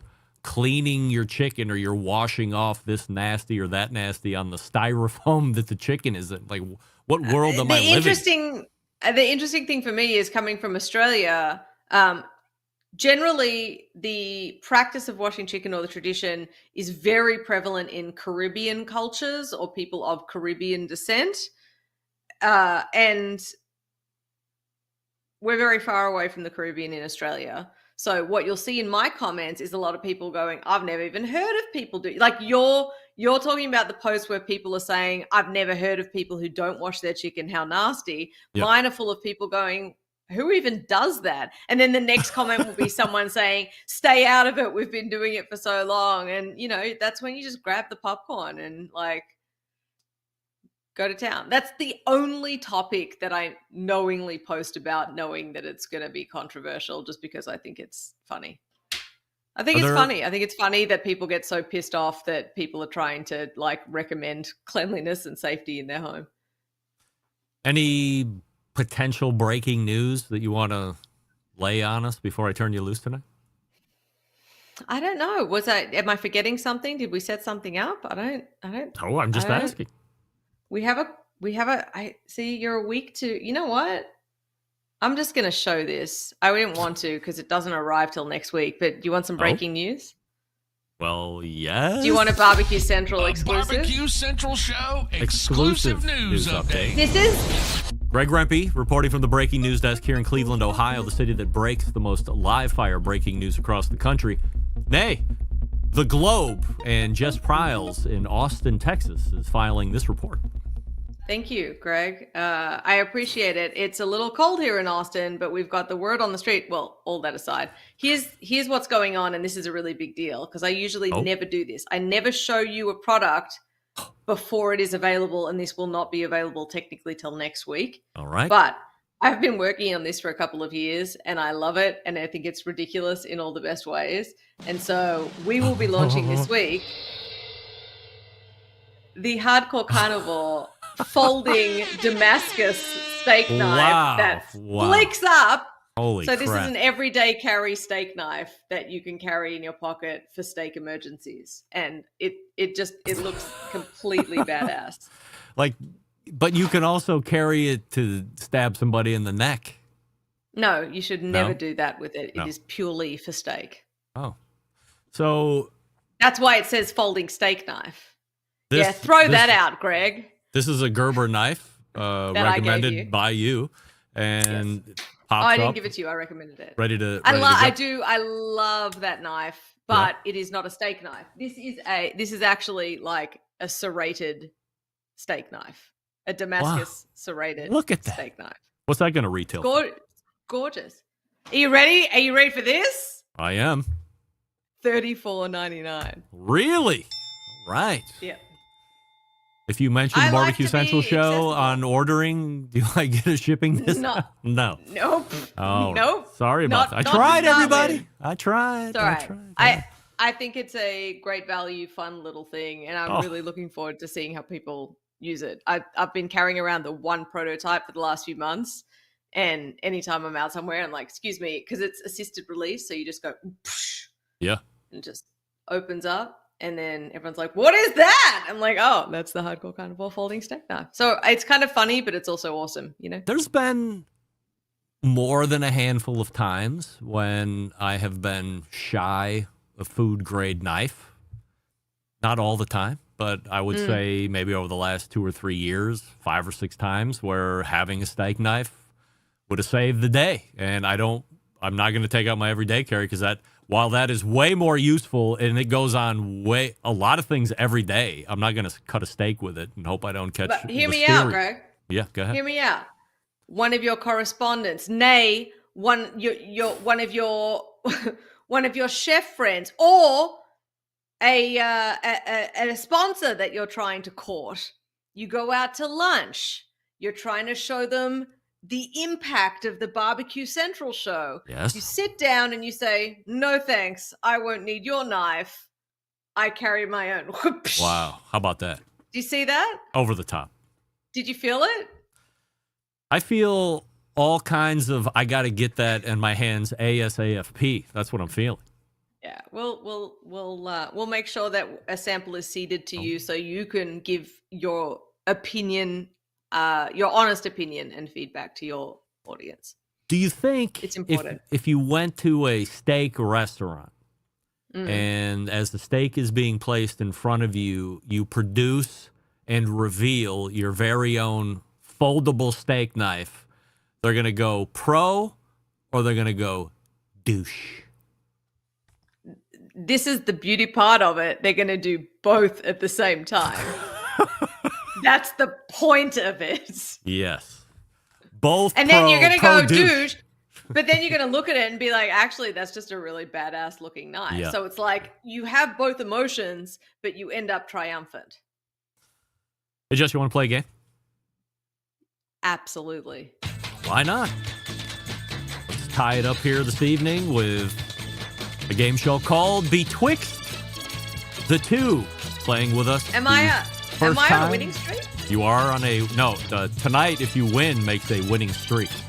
Okay. You were off the schneid I think it was last month, but last week.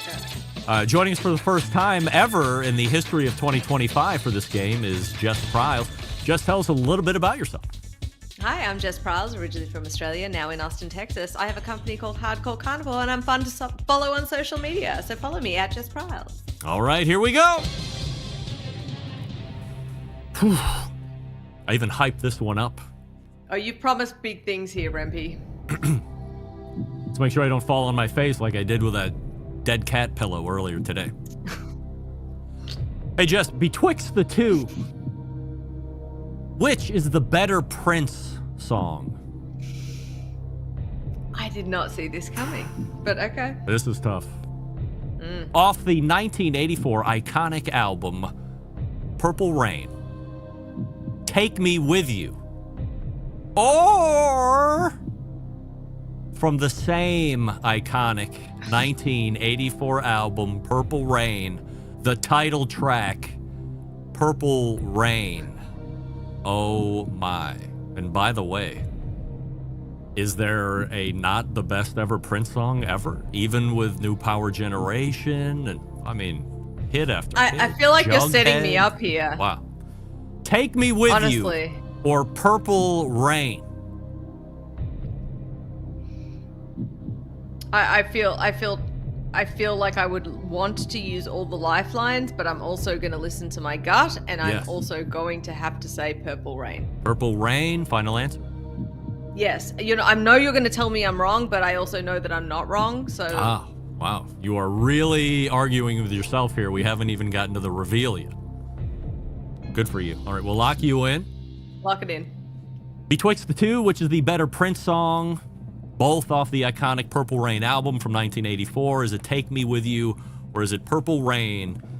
And And the good news is you are on a win streak. That's right. Of course, it is Purple Rain. Nice. Take Me Nice. With You is Thank you. great. Great. We'll listen to it every day. That's why I was confused, because I was like, well, how do you...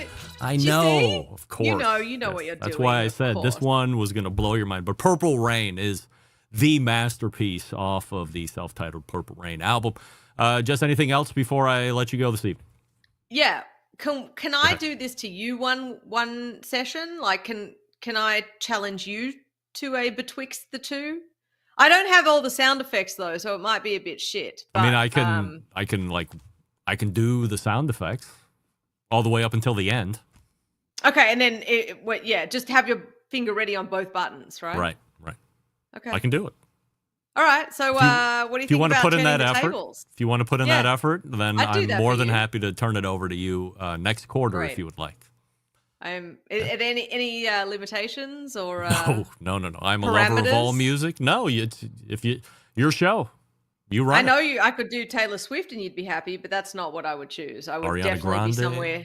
I'd be in the hair metal sort of arena. I can do that too. I feel. I can do Okay, it. great. All right. Great. Thank you Then for we'll having look me. I forward- always yeah. have a good time. Always appreciate the time, and we'll see you next quarter. That's Just Priles Thank right there. Yes, sir. HardcoreCarnivore.com for all the gear, and JessPriles.com for all the recipes. And be on the lookout next week for the portable steak knife. So when you go into the steak restaurant and they're short a knife, or you want to be like me and be the pro douche. No. I got it. Right here. Sub $40, I'll take it. All right, before we get to the last portions of the show here this evening, we will talk to you about Big Papa Smokers, who was just recently inducted in the Kansas City Barbecue Society's Hall of Fame. Big Papa Smokers' 15th anniversary radio script. Oh, yeah? Yeah.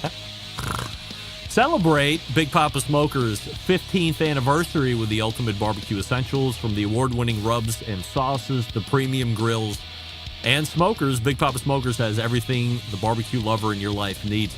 Discover Pitmaster favorites like Sweet Money, Double Secret, Cash Cow, Competition Brisket, and Steak Rub. For a limited time, use promo code REMPY15 at checkout. That's REMPY15. Get 15% off your entire purchase. Some exclusions apply. Visit BigPapaSmokers.com for details. And again, that's REMPY15, REMPE15 at checkout, and get 15% off your purchase. Some exclusions apply. BigPapaSmokers.com for details. Big Papa Smokers, where your food just got better. I have a few questions to answer in the mailbag, and then we'll wrap the show. Stick around. Be right back. You're listening to the Barbecue Central Show.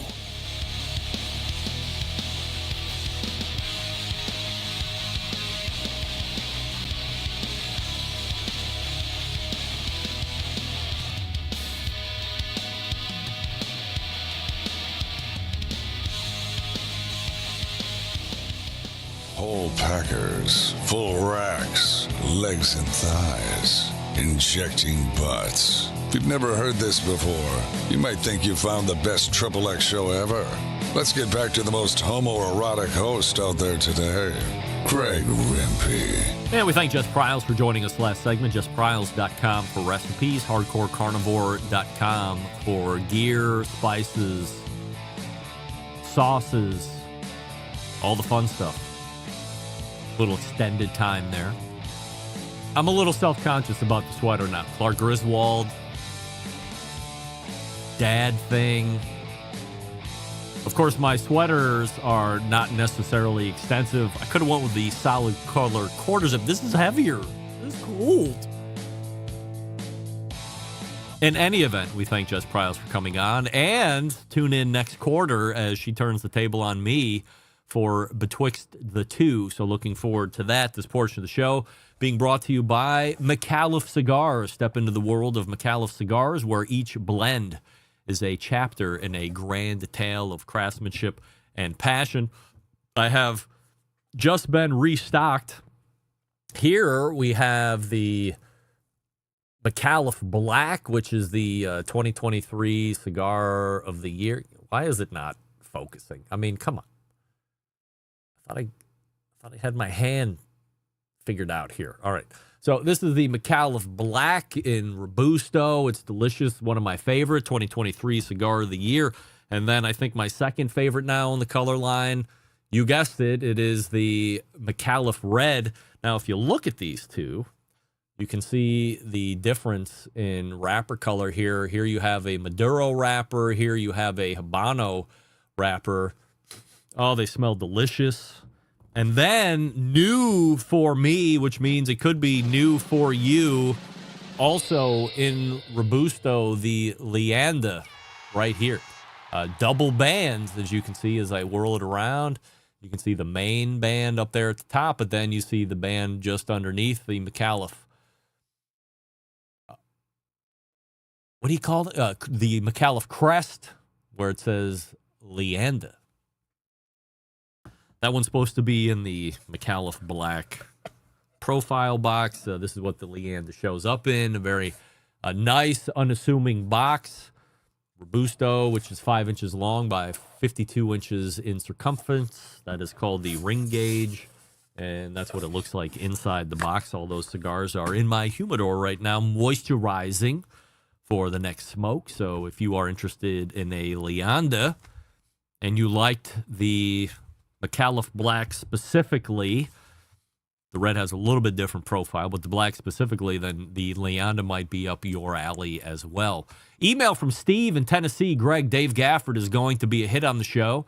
I'm not a big food sealer guy, but I thought the discussion was interesting. Looking forward to his future appearances. Now, let me say the content you provide for the show is best week in and week out.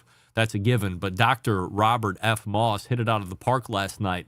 His brief history of the demise of the newspaper industry and summation of the Michelin star program was great. And I mean great, great, great.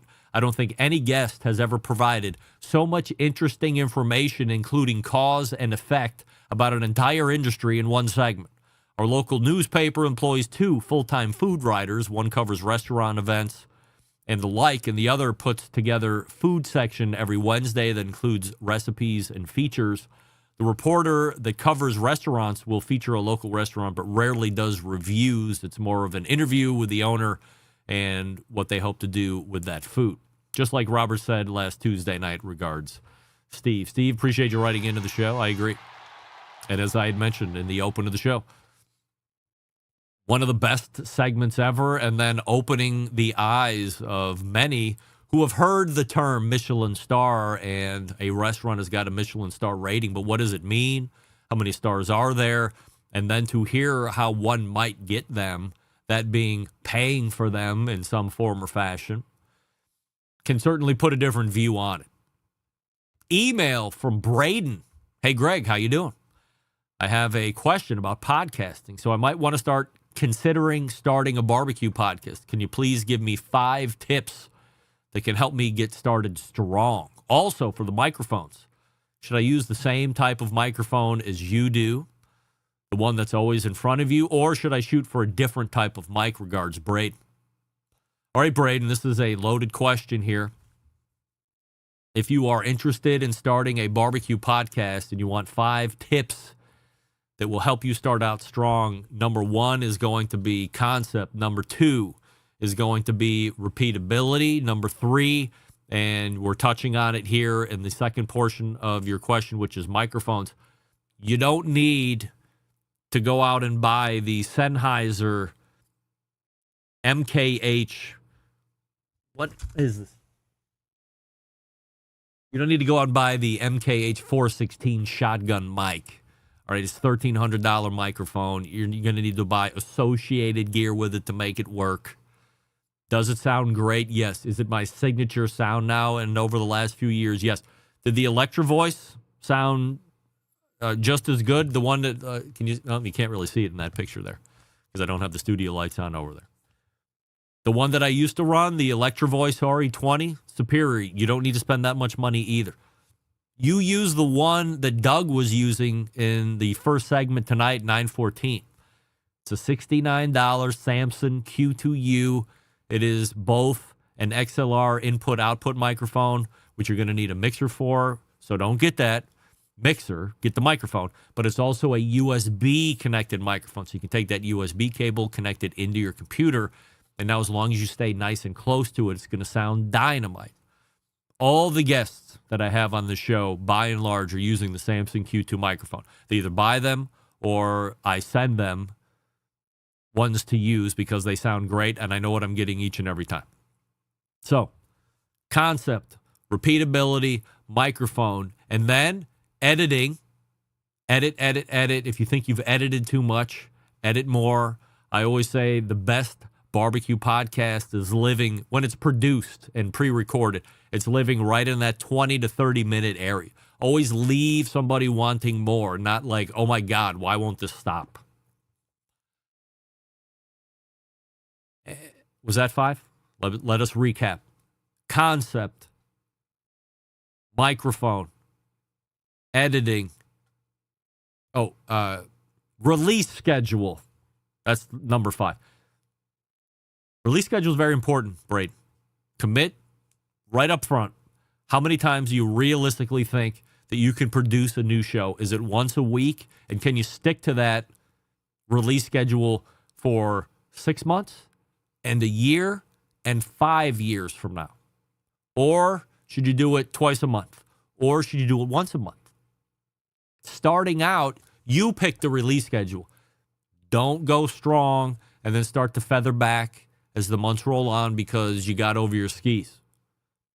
You can always increase, but decreasing output is an inevitable sign of pod fade. You will fall victim to the many and many and many that have come after me. There's a long list of people that started after me and that have gone well before me because they don't do it right. They don't ask the right questions.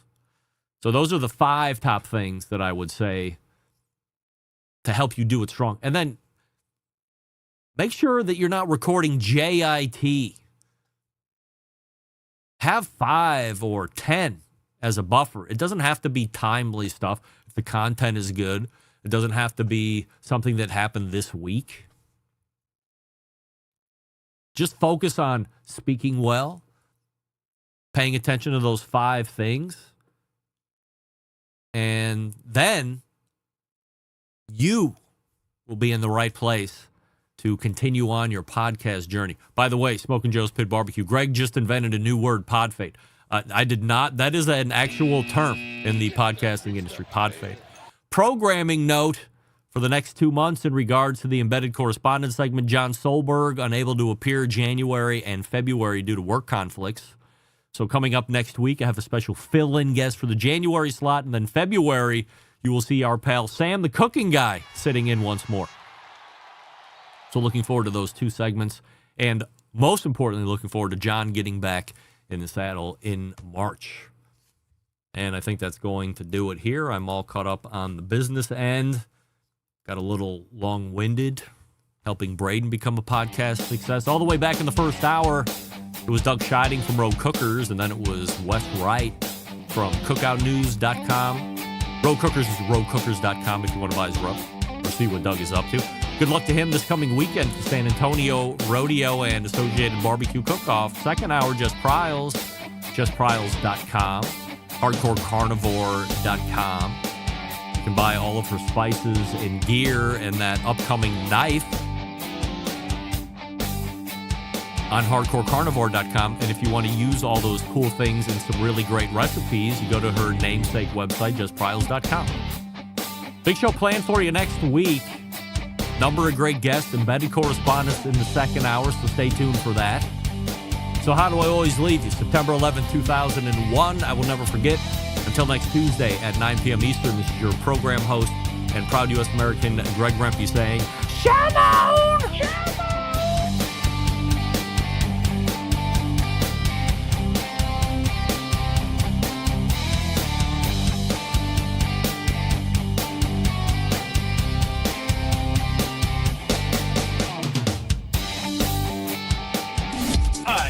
This is Jeff Stone of Grandpa's Pride Barbecue from the Panhandle of Florida, and you are listening to the Barbecue Central Show.